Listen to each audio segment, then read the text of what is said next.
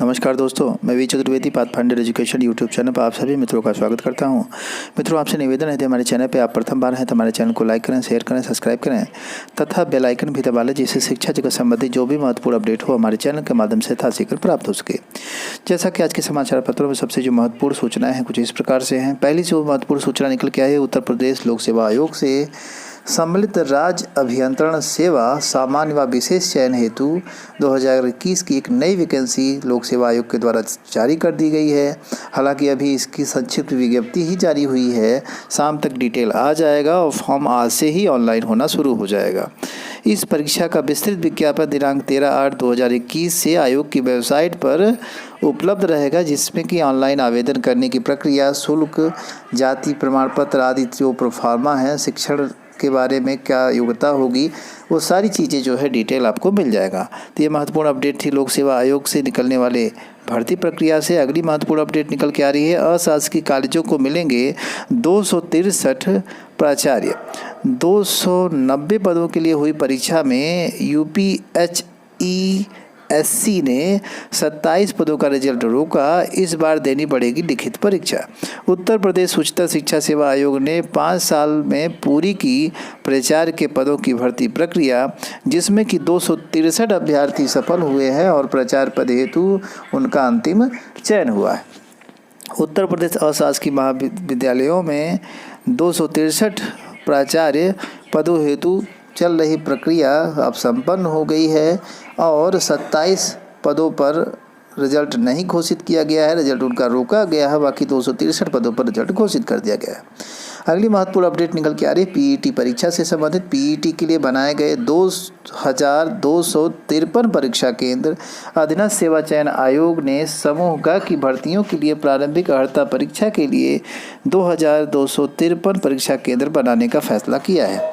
जैसा कि आप सभी देख रहे हैं, लगातार धांधली की भी बातें आ रही, चाहे 69,000 शिक्षक भर्ती हो, चाहे अभी 2 से 4 दिन पहले हुई टीजीटी की भर्ती प्रक्रिया हो।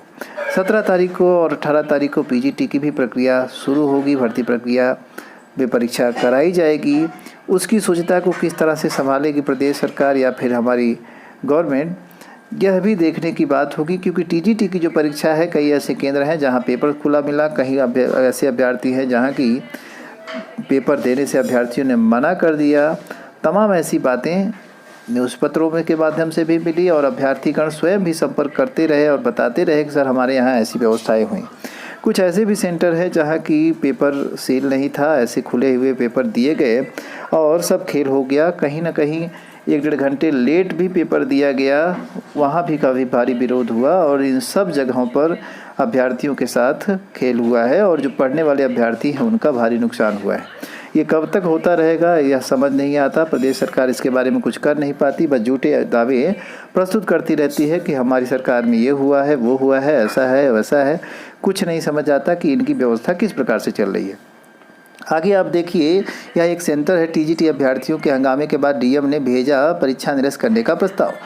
अंबेडकर नगर उत्तर प्रदेश माध्यमिक शिक्षा संयोजन के पर आयोजित जो ये शिक्षक भर्ती प्रक्रिया है, टीजीटी की परीक्षा यहाँ हुई थी। आप देखेंगे किसान इंटर कॉलेज में हुई परीक्षा में एक वर्ग विशेष, एक व्यक्ति विशेष रख करके यहाँ कमरा नंबर जो 28 था उस पर परीक्षा कराई जा रही थी। उसमें कोई भी सीसीटीवी कैमरा आदि उपस्थित नहीं था। जब डीएम तक यह बात पहुँची तो डीएम स्वयं निरीक्षण करने के बाद परीक्षा को रद्द करने की सिफारिश आयोग से की, जबकि इसकी कोई सूचना नहीं आयोग की तरफ से दी गई। आयोग साफ कह दिया कि जो आंसर की जारी की गई, आंसर की जो अभ्यर्थियों की तरफ वायरल की गई, वो जो है झूठी है।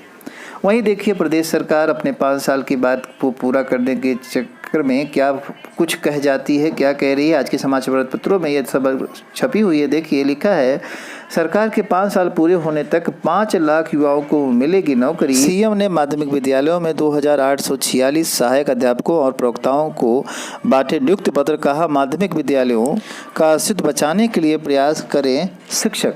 तो इस तरह आप देखें, शिक्षकों पर एक बड़ी जिम्मेदारी देते हुए नियुक्ति पत्र बांटा तो गया, किंतु ध्यान दीजिए कि 5 लाख कैसे युवाओं को ये नौकरी मिल रही है, कुछ समझ नहीं आ रही है। बहुत सी ऐसी वैकेंसियां हैं जो रुकी पड़ी है। आप देखेंगे टीजीटी की जो वैकेंसी हुई है उसमें कितनी धांधली हुई है उस पर देखिए एक खबर यह भी समाचार पत्रों में रही है। अम्बेडकर नगर के DIOS प्रधानाचार्य सहित 3 निलंबित, ईओ पर भी कार्रवाई तय। अब आप सोच लीजिए, अगर किसी सेंटर पर नहीं हुआ कुछ तो यह सूचना कहाँ से आई। लगभग 600 अभ्यर्थी ऐसे थे जिन्होंने कि पेपर नहीं दिया और यह कह दिया कि धांधली होगी, हम पेपर नहीं देंगे। उन अभ्यर्थियों का क्या होगा, आयोग की तरफ से कुछ भी जानकारी नहीं दी गई। वहीं बात करें जो नई शिक्षक भर्ती प्राथमिक है उसमें धरना प्रदर्शन कर रहे NCERT पे अभ्यर्थियों के बारे में, तो उनके साथ पुलिस हो या प्रदेश सरकार हो कितनी बर्बरता से पेश आ रही है उसका प्रमाण आप यहीं से ले सकते हैं कि जो वहाँ लड़कियां धरने पे पहुंची है, 2 दिन और 2 रातों से लोग टंकी पे उपस्थित है और किसी तरह से रात गुजारे इस बरसात के समय में वहां परेशानी झेल रहे हैं। उनकी नित्य क्रिया को भी डिस्टर्ब करने का प्रयास किया जा रहा है। शौच आदि के लिए जो स्थान बने हैं उन पर ताला लगा दिया गया है पुलिस के द्वारा। अब आप सोच सकते हैं अभ्यर्थियों के साथ कितनी बर्बरता के साथ पेश किया जा रहा है। अब जो चीज़ें रोकने की हुए वहाँ नहीं रोक किया जा सकता है। अब आप समझ सकते हैं कि कितना बुरा व्यवहार अभ्यर्थियों के साथ किया जा रहा है। वहीं जहाँ नकल रोकनी है वहाँ यह सरकार असफल हो रही है, नकल नहीं रोक पा रही है। अब आप सोचिए, जो अभ्यर्थी शांतिपूर्ण ढंग से अपनी मांग रख रहे हैं, काहे नहीं रखें। आज लाखों बेरोजगार युवा जो कि बीएड करके 2-2 ढाई लाख रुपए खर्च करके घर बैठे हैं, टेट पास करके, उनके माँ बाप सपने के साथ उनको भेजे हैं, उनके साथ गलत हो रहा है तो जाहिर सी बात है वो अपने प्रदेश सरकार की जो व्यवस्था है उसको देखते हुए मांग करेंगे ही करेंगे। तो यह उनकी मजबूरी है और उनके साथ इस तरह का व्यवहार किया जा रहा है। वहीं जो तमाम तरह की नकल आदि हो जा रहे हैं उसको रोकने का सरकार के पास कहने को तो कहा गया था कि जैमर आदि लगेंगे और सेंटरों पर और कोई भी शुचिता प्रभावित नहीं होगी आयोग के द्वारा, लेकिन जैमर की बात हमने कही नहीं। कार्ड भी बहुत कम अभ्यर्थियों से मांगा गया, किसी से चेक करने के लिए आधार कार्ड तक नहीं मांगा गया। ये कंडीशन रही सेंटरों पर, तो धांधली होना तो स्वाभाविक है। तो जहाँ रोक लगाना चाहिए सरकार को वहाँ रोक लगाने में असफल हो रही है। ये चीज़ बहुत गलत हो रही है जिसकी वजह से जो पढ़ने वाले अभ्यर्थी हैं उनका काफ़ी नुकसान हो रहा है। तो हम अपने चैनल के माध्यम से यह बात अवश्य रखेंगे कि कम से कम जो अभ्यर्थी शांतिपूर्ण ढंग से प्राइमरी भर्ती के लिए वहां धरना दे रहे हैं NCERT पे, उनके साथ इस तरह का बर्बरता किसी के द्वारा न किया जाए, पुलिस आदि के द्वारा ये चीज़ें।